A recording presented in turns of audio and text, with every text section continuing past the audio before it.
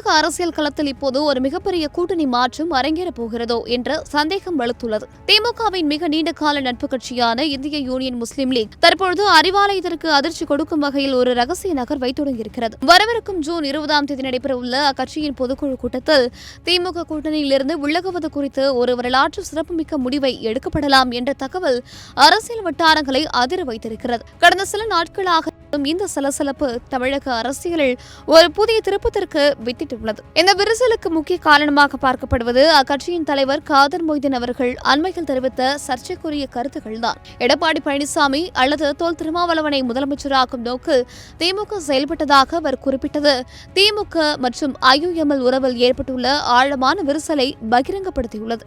இந்த ஒரு கருத்து இப்போது ஒட்டுமொத்த தமிழக அரசியலையுமே திருப்பி போட்டுள்ளது. பல ஆண்டுகளாக தொடர்ந்து வந்த இந்த பந்தத்தில் இப்போது சலசலப்பு ஏற்பட்டுள்ளது திமுக தலைமைக்கு பெரும் கழகத்தை ஏற்படுத்தியுள்ளதோடு மற்ற கூட்டணி கட்சிகள் மத்தியிலும் ஒருவித குழப்பத்தை உருவாக்கியுள்ளது. அதே நேரத்தில் மற்றொரு அதிர்ச்சியான தகவலாக இந்திய யூனியன் முஸ்லீம் லீக் கட்சி தமிழக வெற்றிக் கழகத்தின் பக்கம் சாய தயாராகி வருவதாக கூறப்படுகிறது. முதலமைச்சர் விஜய் தலைமையிலான புதிய அரசியல் நகர்வுகளுக்கு ஆதரவு தெரிவிக்க அக்கட்சி ரகசியமாக திட்டமிட்டு வருவதாக சொல்லப்படுகிறது. இதுகுறித்த அதிகாரப்பூர்வ அறிவிப்பு இதுவரை வெளியாகவில்லை என்றாலும் தாவேகா தரப்புடன் ஒரு ரகசிய டீல் போடப்பட்டுள்ளதாக தகவல்கள் கசிக்கின்றன. இளைஞர்கள் மத்தியில் செல்வாக்கு பெற்றுள்ள தாவேகாவிற்கு சிறுபான்மை வாக்குகளை பெற்றுத்தரக்கூடிய முஸ்லீம் லீக் போன்ற கட்சிகள் இணைந்தால் அது வரும் தேர்தலில் ஒரு மிகப்பெரிய சக்தியாக உருவெடுக்கும் என்பதில் சந்தேகமில்லை. ஜூன் 20ஆம் தேதி நடைபெறும் பொதுக்குழுவில் திமுக கூட்டணியை தொடர்வதா அல்லது புதிய அரசியல் பாதையை தேர்வு செய்வதா என்பது குறித்து இறுதி முடிவு எடுக்கப்படும்.